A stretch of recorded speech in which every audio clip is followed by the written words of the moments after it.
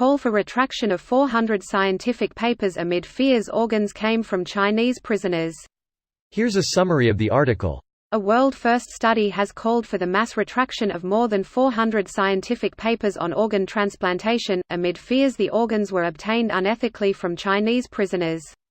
In 2017, the European Parliament passed a declaration condemning organ harvesting from prisoners of conscience, and called on Chinese officials to end it. The 19 studies which claimed no organs from executed prisoners were used took place prior to 2010, when there was no volunteer donor program in China. This was despite the TTS in 2016 declaring it would not accept papers where organs had been sourced from prisoners. We call for immediate retraction of all papers reporting research based on use of organs from executed prisoners, and an international summit to develop future policy for handling Chinese transplant research. While China vowed to stop using organs from executed prisoners in 2015, no new law or regulation has been passed banning the practice.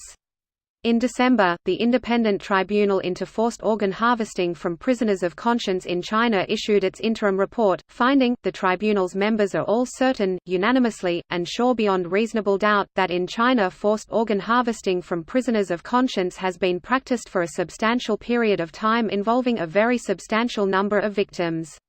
This post received a score of 6,464, with an upvote ratio of 94%. Here are the top comments in response to this article. I wouldn't further support them, but I wouldn't scrap the knowledge. The problem is that the science is unrepeatable, so can't be confirmed. There is also the problem in that if it is kept, then there is less of a disincentive to not do this stuff again. In addition to it seeming to be repeatable in ethical ways, a much bigger disincentive is to keep the data and give nothing back for it. Discarding alone is a low-grade incentive, while it isn't relevant if added to the aforementioned measures as de-incentive. In short, it can be reproduced ethically and it isn't relevant as de-incentive, so no practical reason to reject the data. The authors should still be blacklisted. You can't punish the method and let the perpetrator walk free and do it again. Maybe they were written by an LLC. Why don't we keep the papers, but completely anonymize them? Meaning the institutions, researchers behind them won't see any benefit from the immoral research, but humanity would still hold on to this knowledge that could go on to save the lives of people alive today. That way the prisoner's sacrifice won't have been for nothing. Because it normalizes the idea of using data from unwilling participants for researchers. That behavior would have been considered unthinkable a few decades before, but quickly became normalized within sections of medical community. If the data leads to some important discovery, you end up with people saying, oh yeah, they shouldn't have collected the data, but look at what it led to. And then it's a short hop from that to some researchers turning a blind eye to some unethical practices in gathering the data, because look what that other data allowed those guys to find. Those people should be honored by ensuring we do not allow any slippage which may normalize this behavior. So should we forget everything that was found out through unethical means and not know anymore what gallbladder connects to or something like that?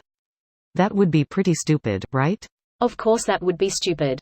But it's a rather different situation, and not that difficult to navigate. Just as there's a different context between Thomas Jefferson owning a slave and me or you owning a slave, Victorian grave robbers had a very different context to organ harvesting in modern-day China.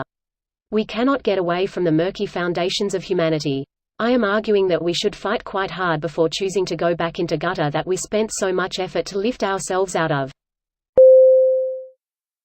This video was automatically created by Reddit to speech. The article and comments in this video were selected from Reddit according to their upvotes, and any paraphrasing was performed by smmry.com, without any human intervention.